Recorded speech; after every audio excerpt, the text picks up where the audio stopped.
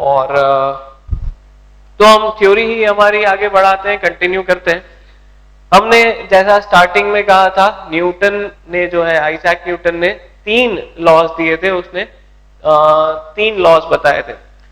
So first law और second law तो हमने पूरी तरह से पढ़ लिया है। फर्स्ट लॉ को हमने कहा it is law of inertia.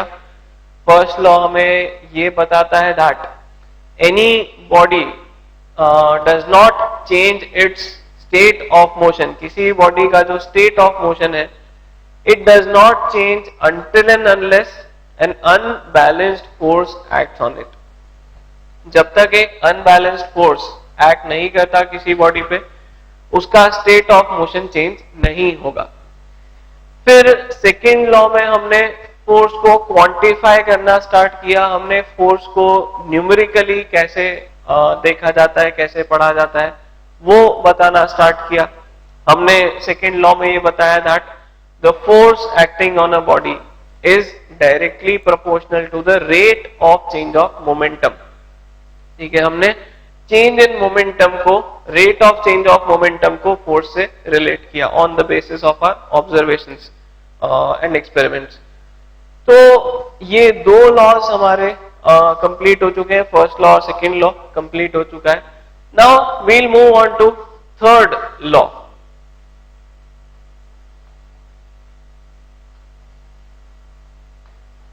Newton's third law of motion.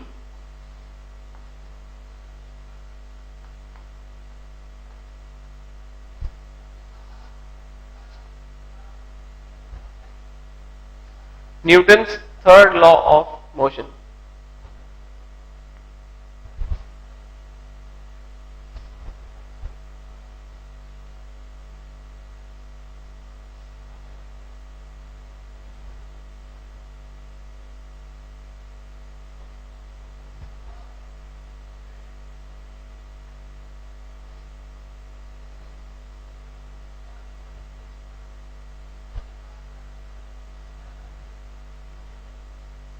ठीक है, now Newton's third law of motion हम समझते हैं। अगेन कुछ एग्जांपल्स को लेते हैं। पहले कहां से इस लॉ का बेसिकली ओरिजिन है, उस चीज को पहले समझने की कोशिश करते हैं। That from where this law originates. ये लॉ जो है, इसका ओरिजिन कहां पर है, कहां से ये लॉ निकला है। तो हम कुछ ऑब्जर्वेशंस करते हैं, हम कुछ ऑब्जर्वेशंस देखते हैं। जैसे सपोज हम एक किसी लकड़ी के टुकड़े में हमने एक वुडन ब्लॉक लिया, लकड़ी का टुकड़ा लिया, उसमें हम एक कील ठोकना चाह रहे हैं, हम उसमें एक नेल जो है उसके अंदर डालना चाह रहे हैं। ठीक है, इस तरह से ये वुडन ब्लॉक लिया है हमने। ठीक है, और इसमें जो है हम एक हैमर करके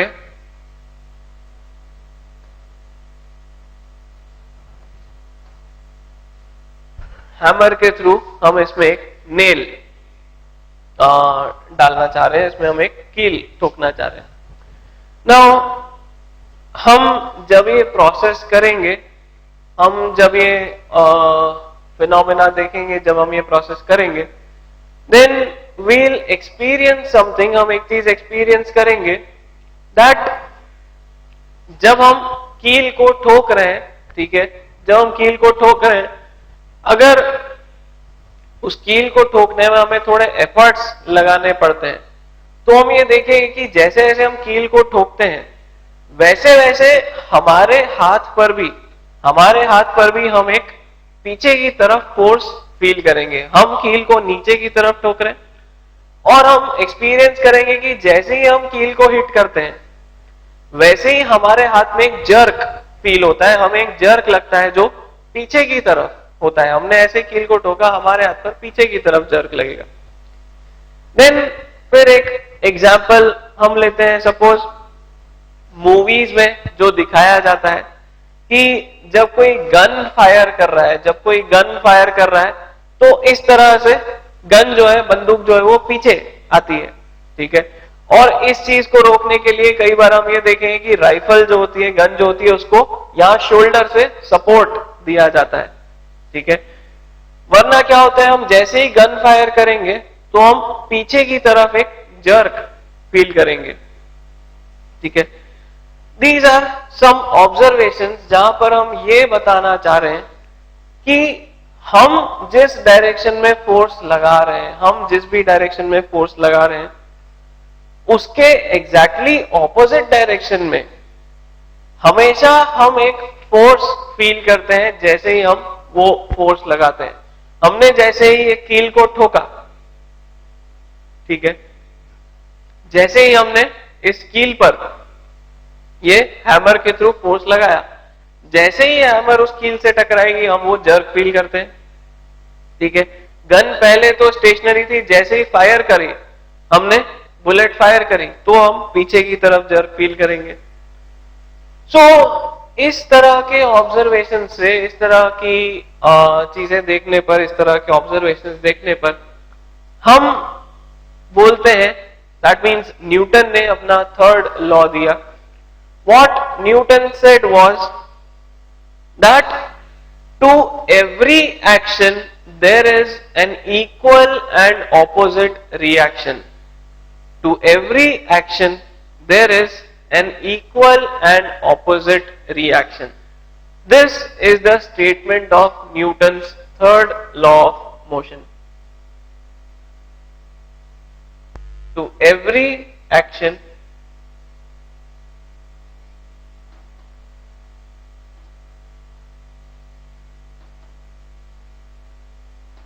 there is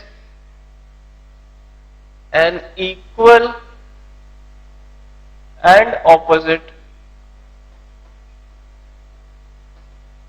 reaction.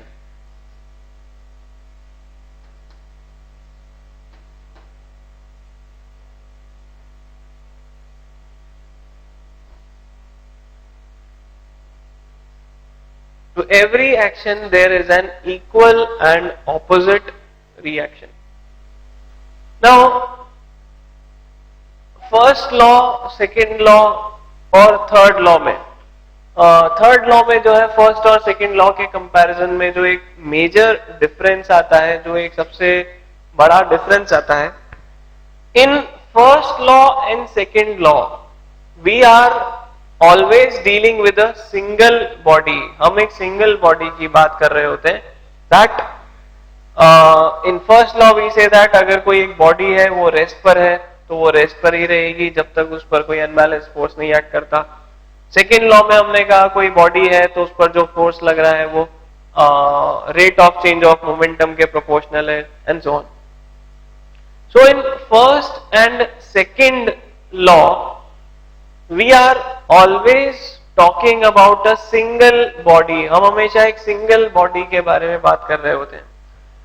Whereas in third law we'll always see that there are two bodies in the conversation. हमेशा हम ये देखेंगे कि थर्ड लॉ में हमेशा दो bodies, means a pair of bodies will always be there in picture.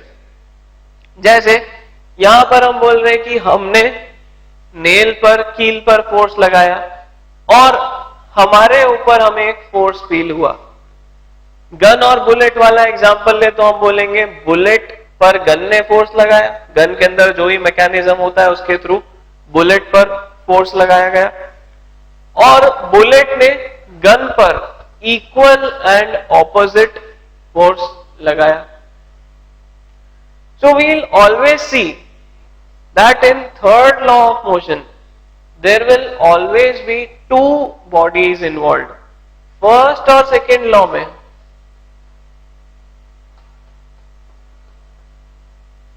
Second law में हमेशा single body is involve,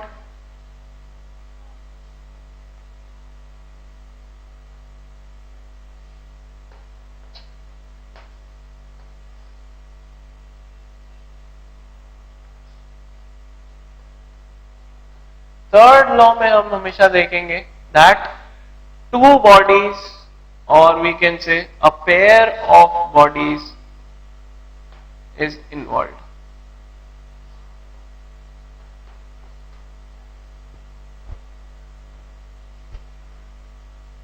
Two bodies are involved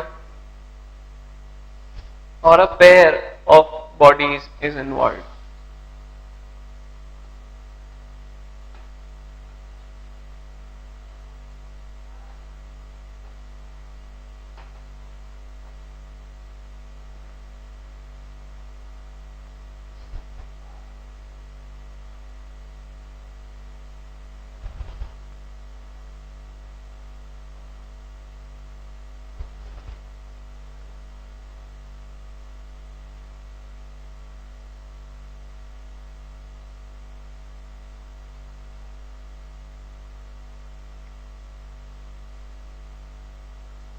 Fine. So ये एक मेजर डिफरेंस हम बताते हैं, एक ऑब्जर्वेशन हम करते हैं यहाँ पे, that there is some difference in the approach in which we will apply these laws. First और सेकेंड लॉ को लगाने में हमेशा हम ये देखेंगे कि एक ही बॉडी इन्वॉल्व है. थर्ड लॉ को अप्लाई करते वक्त हम ये देखेंगे कि दो बॉडीज इन्वॉल्व होंगी हमेशा. There will always be two bodies involved. अब इस चीज का क्या मीनिंग है उसको और हम ध्यान से सोचते हैं, ध्यान से देखते हैं.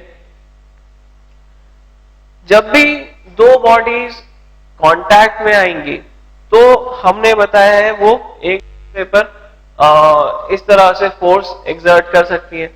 जैसे हमें नेल को वुडन ब्लॉक में अगर पियर्स करना है, उसमें अगर हमें ठोकना है कील को, तो कील को जो है उस वुडन ब्लॉक के साथ कांटेक्ट में तो आना ही पड़ेगा. अगर हमें हैमर से कील को ठोकना है तो हैमर और कील, ठीक है, हैमर और नेल, इनको कांटेक्ट में आना ही पड़ेगा. That means whenever to bodies come in contact, जैसे ही दो बॉडीज कांटेक्ट में आती हैं, हम ये न्यूटन्स थर्ड लॉ वहां पर अप्लाई करना स्टार्ट कर सकते हैं. ठीक है, as soon as two bodies come in contact. ठीक है, अभी के लिए हम ऐसा मानकर चलें कि जब भी दो बॉडीज कांटेक्ट में आती हैं तो वहां किसी ना किसी तरह से वो दोनों एक दूसरे पर फोर्स एक्सर्ट करेंगी और न्यूटन्स लॉ अप्लाई होगा, न्यूटन्स थर्ड लॉ अप्लाई होगा. अब यहां पर जो एक बहुत बड़ा मेजर कंफ्यूजन होता है, हमने बोल दिया to every action there is an equal and opposite reaction.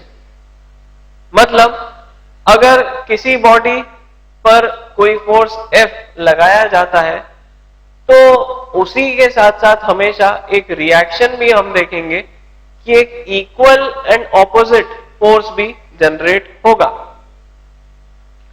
अब स्टार्टिंग में तो हमने बताया था कि अगर हम इक्वल एंड ऑपोजिट फोर्सेस लगाते हैं, अगर किसी बॉडी पर इक्वल एंड ऑपोजिट फोर्सेस लगाते हैं तो टोटल फोर्स, नेट फोर्स जो है वो तो जीरो हो जाता है. ठीक है, and this type of force is called a balanced force. इसको हम बैलेंस्ड फोर्स बोल देते हैं. और अगर बैलेंस्ड फोर्स किसी बॉडी पर लगता है तो फिर उसके स्टेट ऑफ मोशन में कोई चेंज नहीं आएगा, या उसके स्टेट ऑफ मोशन में कोई चेंज नहीं आएगा. वो अगर रेस्ट पे है तो रेस्ट पे ही रहेगी. तो इसका तो फिर ये मतलब हो जाएगा कि हमने कहीं पर भी फोर्स लगाया तो एक इक्वल एंड ऑपोजिट फोर्स लग गया और नेट फोर्स जीरो हो गया. जो नेट फोर्स है वो बैलेंस हो गया, जीरो हो गया. ठीक है, बट ऐसा नहीं होता है, ऐसा बिल्कुल भी नहीं होता है. ठीक है, ये बात बिल्कुल ही गलत है कि कहीं भी फोर्स लगा तो एक इक्वल एंड ऑपोजिट फोर्स लग गया और नेट फोर्स जीरो हो गया, जो फोर्स है वो बैलेंस फोर्स बन गया. ऐसा बिल्कुल भी नहीं है, बिकॉज द फोर्स एक्टिंग, ये जो एक्शन और रिएक्शन जो हम बता, they are acting on two separate bodies. ये दो अलग अलग बॉडीज पर एक्ट कर रहे हैं. जैसा कि हमने यहां पर बताया, अगर हम यही एग्जाम्पल लें तो हम बोलेंगे इस नेल पर इस कील पर जो है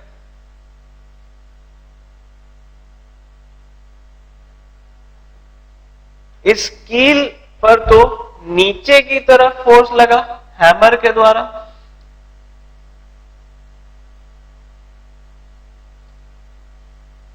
a downward force acted on the nail by the hammer, और ये जो हैमर है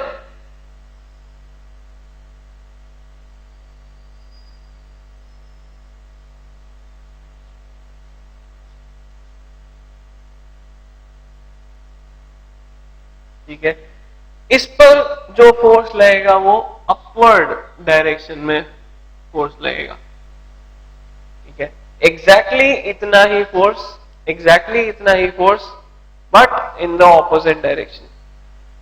सो the force acting, the action and reaction pair are on two separate bodies. ये हमने एक्शन किया था जिसकी वजह से नेल पर फोर्स लगा था, और इस एक्शन की वजह से ये रिएक्शन हुआ हैमर पर. जो रिएक्शन हुआ वो हैमर पर हुआ, ठीक है. बिल्कुल सिमिलर केस जो है वो बुलेट और गन का होगा. अगर हम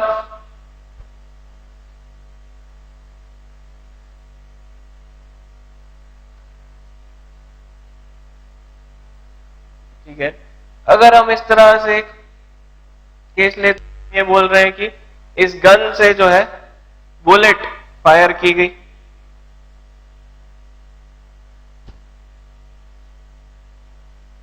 ठीक है, तो हम क्या बोलेंगे, इस गन के अंदर किसी मैकेनिज्म से इस बुलेट पर जो है इधर की तरफ फोर्स लगा होगा, ठीक है. इस पुशिंग फोर्स की वजह से ये बुलेट जो है आगे गई होगी, ठीक है. लेकिन गन पर जो है पीछे की तरफ ऑपोजिट डायरेक्शन में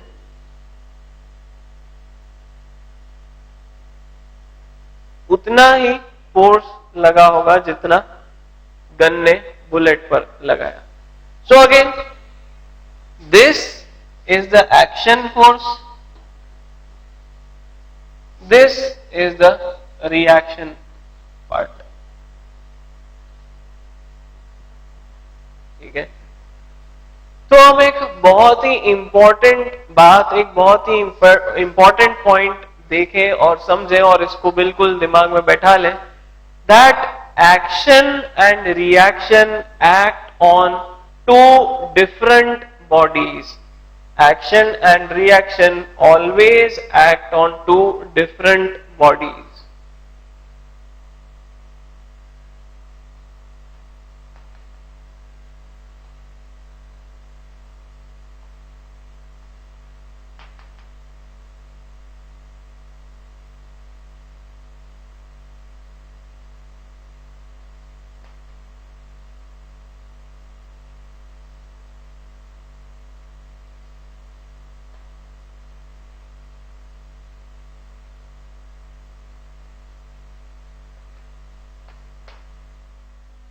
ठीक है. नाउ हम थर्ड लॉ के कई सारे एग्जाम्पल्स दे सकते हैं, कई सारे ऐसे फिनोमिना हैं, कई सारे डे टू डे लाइफ के ऐसे ऑब्जर्वेशंस हैं जिनको हम थर्ड लॉ के बेसिस पे, थर्ड लॉ की हेल्प से समझाते हैं. जैसे एक बहुत ही सिंपल सा एग्जाम्पल यदि हम देखें, समझें कि जब हम स्विमिंग करते हैं तो हम क्या करते हैं एग्जैक्टली, हम कैसे पानी पर आगे बढ़ पाते हैं, ठीक है. अगर हम सिंपली पानी पर चलने की कोशिश करें तो हम आगे बढ़ेंगे नहीं. समहाउ हम कुछ ऐसा मैकेनिज्म डिवाइस करते हैं, हम कुछ ऐसा एक्शन करते हैं जिसका रिएक्शन ये होता है कि हम आगे मूव करने लगते हैं. तो हम क्या करते हैं, हम इस तरह से पानी को पीछे पुश करते हैं, हम पानी को पीछे पुश करते हैं। So according to Newton's third law वहां पर क्या होता है, पानी हमें आगे पुश करता है, पानी हमें आगे की तरफ पुश करेगा।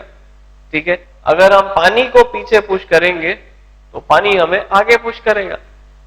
और इस तरह से हम स्विमिंग कर पाते हैं। जितना तेजी से हम पानी को पीछे पुश करेंगे उतना तेजी से हम आगे बढ़ेंगे। ठीक है, दिस वन एग्जाम्पल, ये एक एग्जाम्पल है जो हम थर्ड लॉ के बेसिस पे एक्सप्लेन करते हैं, द केस ऑफ स्विमिंग।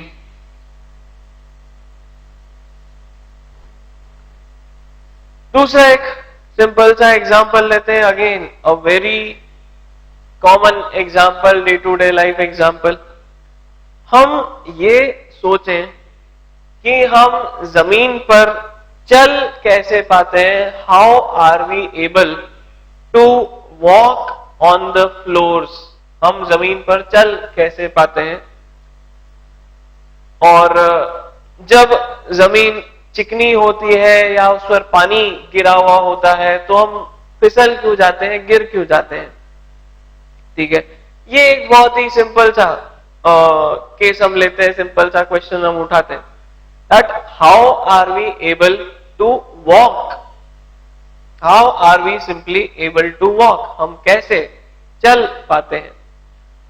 अगर हम हमारे वॉकिंग एक्शन को ध्यान से देखें, एनालाइज करें, तो हम ये देखेंगे दैट अननोइंगली हम जो चलते हैं उसमें हम एक ये फिनोमेना करते हैं दैट हम हमारे फुट से या जो भी हमने फुटवेयर पहना है उससे हम काइंड ऑफ सरफेस को, वॉल को, सॉरी फ्लोर को पीछे की तरफ पुश करते हैं।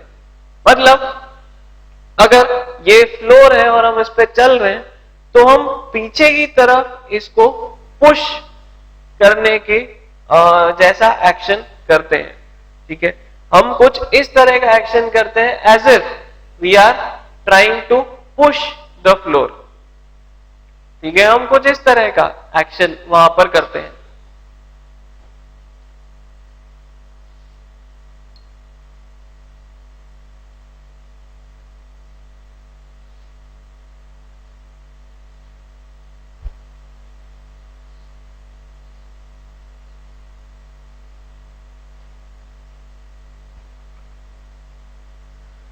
ठीक है, हम हमेशा जो एक्शन करते हैं उसको बहुत ध्यान से अगर एक बार एनालाइज करोगे, सोचोगे, तो ये चीज पाओगे, ये चीज देखोगे कि हम फ्लोर पर कुछ इस तरह का एक बैकवर्ड फोर्स लगाने की टेंडेंसी रखते हैं। इस बैकवर्ड फोर्स की वजह से, इस बैकवर्ड फोर्स की वजह से और न्यूटन्स थर्ड लॉ की वजह से जो रिजल्ट होता है वो ये होता है कि फ्लोर हमारे फुट पर जो भी कांटेक्ट में है फ्लोर के साथ उस पर आगे की तरफ फोर्स लगाती है। ठीक है, हमारी टेंडेंसी होती है फ्लोर को पीछे धक्का देने की, जैसा हम पानी के साथ कर रहे हैं, बट द डिफरेंस इज कि वहां पानी पीछे चला जाता है, यहां पर फ्लोर वैसी की वैसी रहती है। तो हमारा एक्शन कुछ ऐसा होता है, हम इस तरह से फ्लोर को पीछे पुश करने की टेंडेंसी रखते हैं, जिसकी वजह से जो फ्लोर है वो हमारे ऊपर आगे फोर्स लगाती है and we are able to walk, हम इस वजह से चल पाते हैं। ठीक है, सो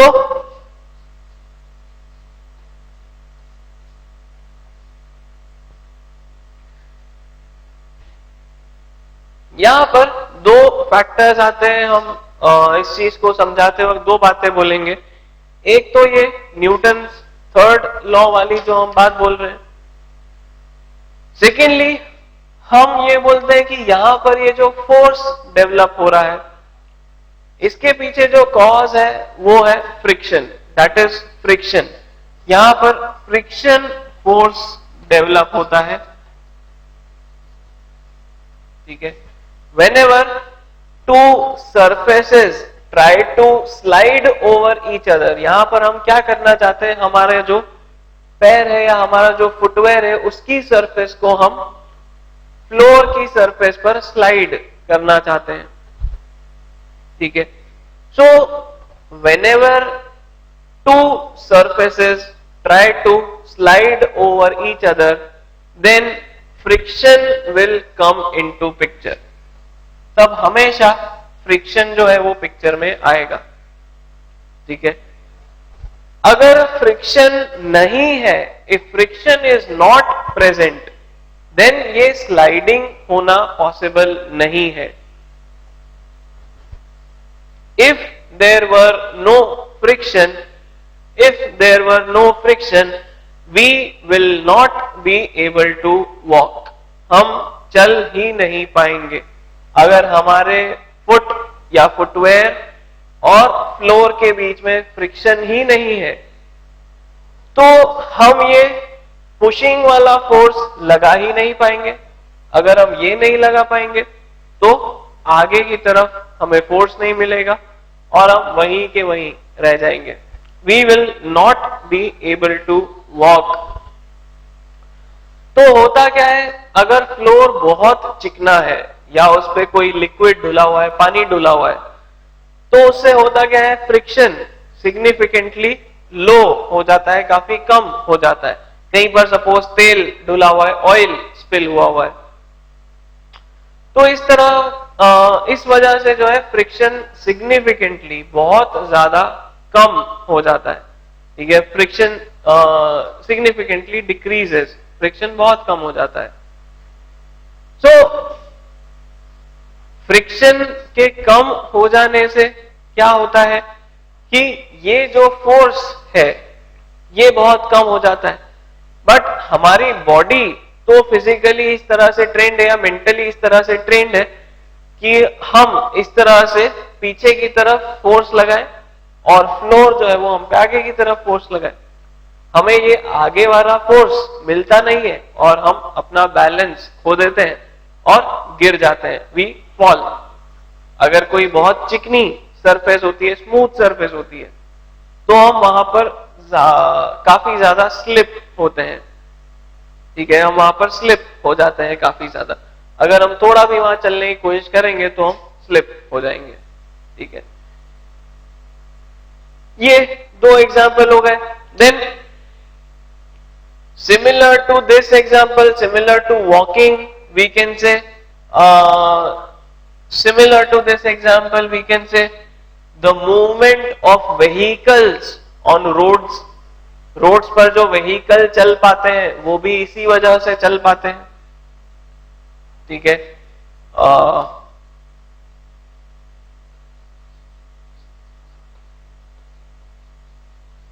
moving vehicles on road,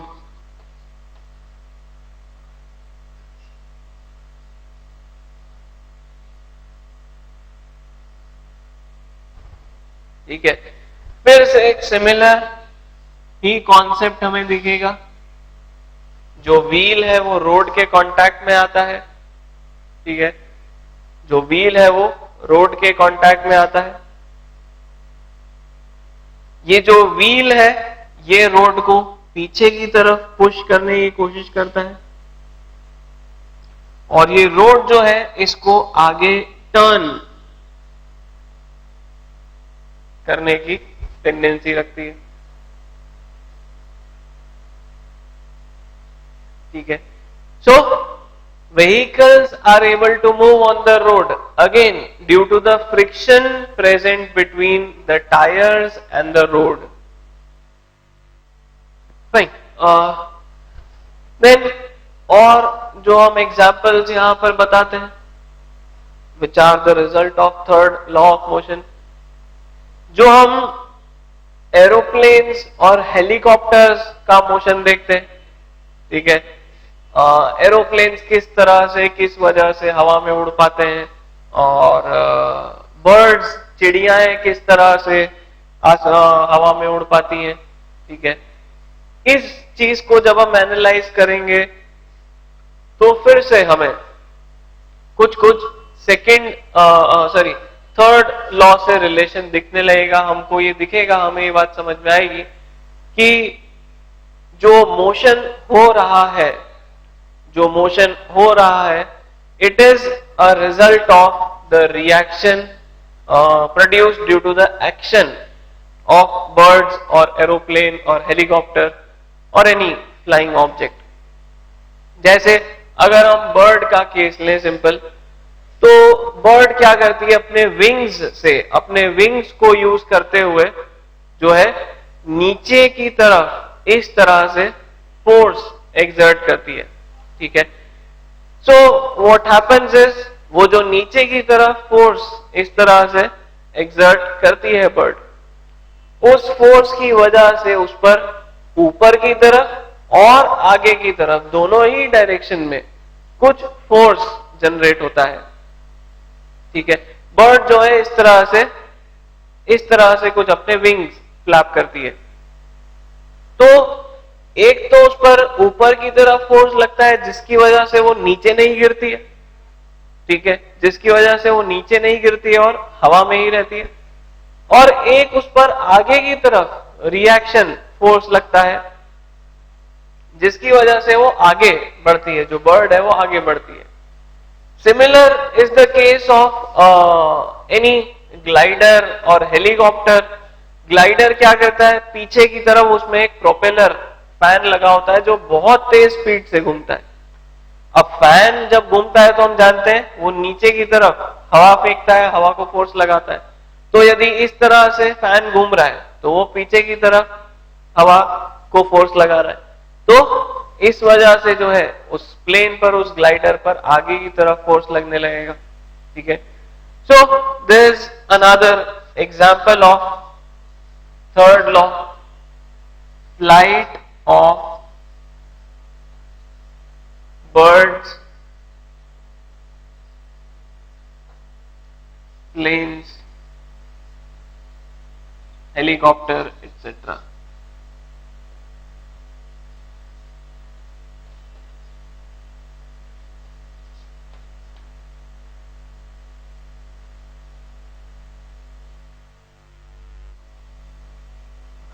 fine, हम कुछ conceptual theoretical problems, theoretical questions लेते हैं, ठीक है। तीनों लॉज के बेसिस पर, तीनों लॉज में जो हमने चीजें पढ़ी हैं उनके बेसिस पर हम कुछ बहुत सिंपल, बहुत बेसिक कंसेप्चुअल क्वेश्चंस लेते हैं, ठीक है। और हमें सिंपली ये देखना है यहाँ पे कि जो भी स्टेटमेंट बताया जा रहा है वो किस लॉ के बेसिस पे एक्सप्लेन किया जा सकता है, first law, second law, third law, ठीक है। सबसे पहला जो क्वेश्चन है, which of Newton's law of motion best explains why a car passenger should where seat belt? Which of the Newton's laws of motion best explain why a car passenger should wear seat belt? किसी car के passenger को seat belt क्यों पहनना चाहिए, उसको हम किस law से एक्सप्लेन कर सकते हैं?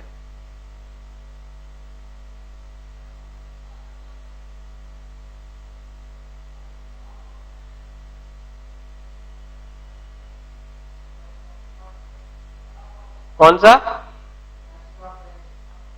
Inertia of rest.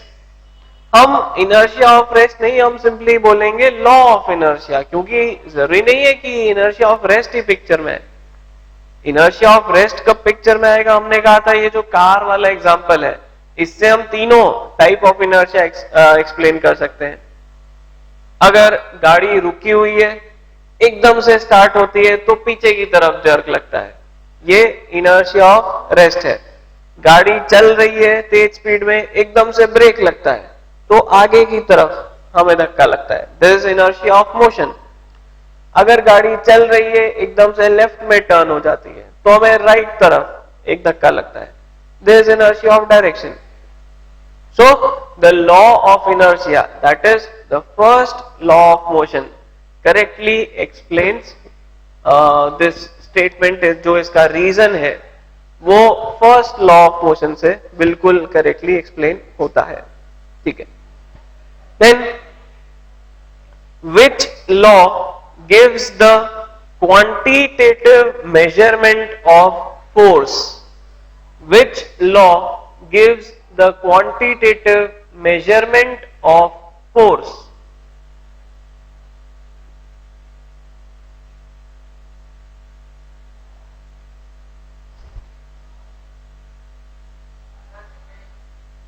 Second law बिल्कुल सही. ठीक है. The second law will explain will give the quantitative measurement of force. ठीक है. और कहीं पर भी हम देखेंगे कि फोर्स का कैलकुलेशन हम कहीं नहीं कर रहे हैं, हम सिर्फ कुछ कंसेप्चुअल थ्योरेटिकल बातें ही बता रहे हैं. Only in second law we see that we measure the force. हम फाइनली फोर्स को मेजर करना सीखते हैं कि फोर्स को मेजर कैसे किया जाए. ठीक है. Then recoiling of gun can be explained by recoiling of gun can be explained by which law? Third law of motion. हमने अभी अभी एग्जांपल जो लिया थर्ड लॉ के बेसिस पे हम रिकॉइलिंग ऑफ गन एक्सप्लेन कर सकते हैं. ठीक है. ऑल्दो हम आगे एक और लॉ पढ़ेंगे इसी चैप्टर में जिसके बेसिस पर भी इस चीज को एक्सप्लेन किया जा सकता है. हम रिकॉइलिंग ऑफ गन को एक्सप्लेन करते हैं. वो जो लॉ है एक तरह से थर्ड लॉ का ही कॉन्सिक्वेंस होता है. थर्ड लॉ से ही हम वो लॉ बताते हैं. आगे हम उसको पढ़ेंगे देखेंगे. ठीक है.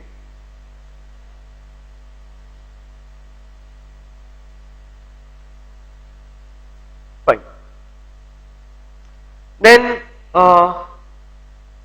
फिर हमें एक क्वेश्चन दिया गया है again logical. A brick hits a window and breaks the glass. एक ईंट जो है एक ब्रिक जो है वो एक ग्लास विंडो को हिट करती है और जो ग्लास है वो टूट जाता है. A brick hits a window and breaks the glass. Since the brick breaks the glass therefore. चार ऑप्शंस दिए उसमें से हमें बताना है कि कौन सा सही है. The force on the brick is greater in magnitude than the force on the glass. B option, the force on the brick is equal to the force on the glass. C option, the force on the brick is smaller in magnitude than the force on the glass. Fourth option, the force on the brick is in the same direction as the force on the glass. ठीक है. तीन options में तो ये बोल रहे हैं कि greater than less than equal to, और चौथे ऑप्शन में ये बोल रहे हैं the force on the brick is in the same direction as the force on the glass. First वाला मतलब ग्रेटर देन वाला. हाँ, the force on the brick is greater in magnitude than the force on the glass. ऐसा क्यों?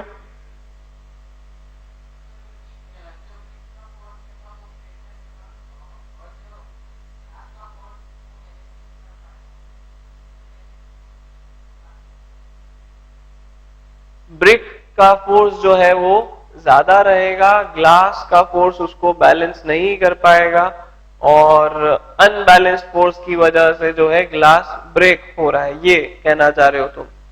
नहीं, ये बात गलत है. ये जो स्टेटमेंट है ये सही नहीं है, ये गलत है. सोचो एक बार, सारे ऑप्शंस को ध्यान से एनालाइज करो, सोचो.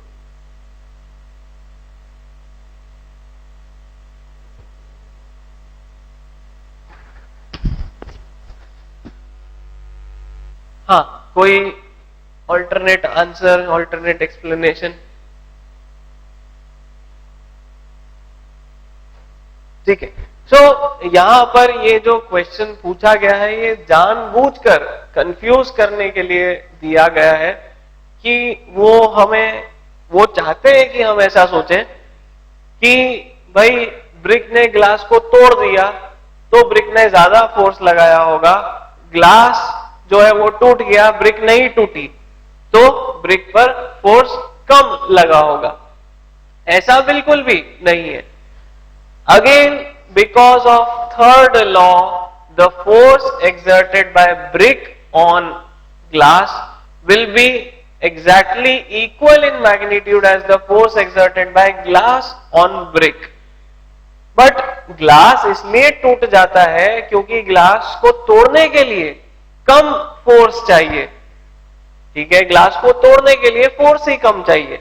जैसे सपोज हम एक हथौड़ा लें और उसको ग्लास पर मार दें, ठीक है, कुछ फिक्स्ड पावर से, कुछ फिक्स्ड एफर्ट से हम उसको ग्लास पर मारें तो ग्लास टूट जाएगा। अगर हम यही हथौड़ा उस ब्रिक पर मारे या हम ऐसा मान लें कि एक आयरन का ब्लॉक रखा है उस पर मारें तो क्या वो टूटेंगे? दोनों ही नहीं टूटेंगे, ना ब्रिक टूटेगी ना वो आयरन का ब्लॉक टूटेगा।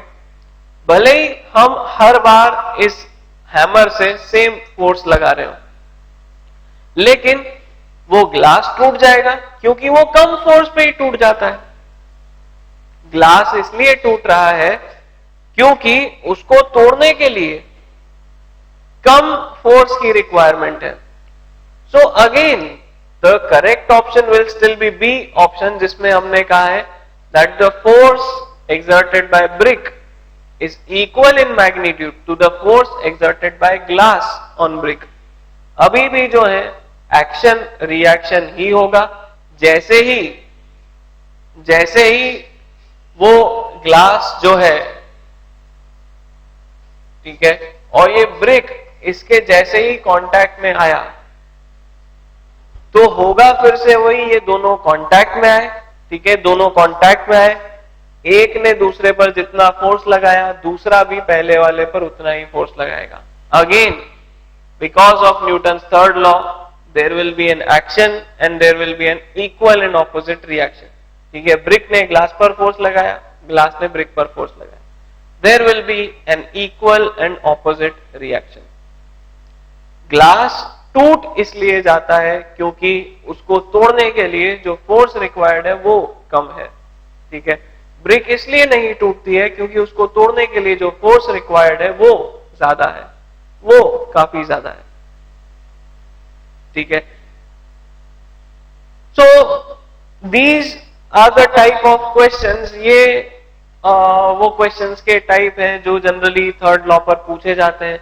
Either they will ask to explain such phenomena, इस तरह के फिनोमेना को एक्सप्लेन करने के लिए कहा जाएगा जहां पर भी थर्ड लॉ का एप्लीकेशन होता है, या फिर इस तरह के बहुत ही ट्रिकी कंसेप्चुअल क्वेश्चंस जहां कॉन्सेप्ट तो बहुत छोटा सा एक लग रहा है, but they will always try to confuse you. Language और सिचुएशन ऐसी देंगे कि स्टूडेंट्स कंफ्यूज हो जाएं। ठीक है, बट हमें बहुत ध्यान से हमेशा ये चीज देखनी है और ये याद रखना है that to every action there will be an equal and opposite reaction. ठीक है,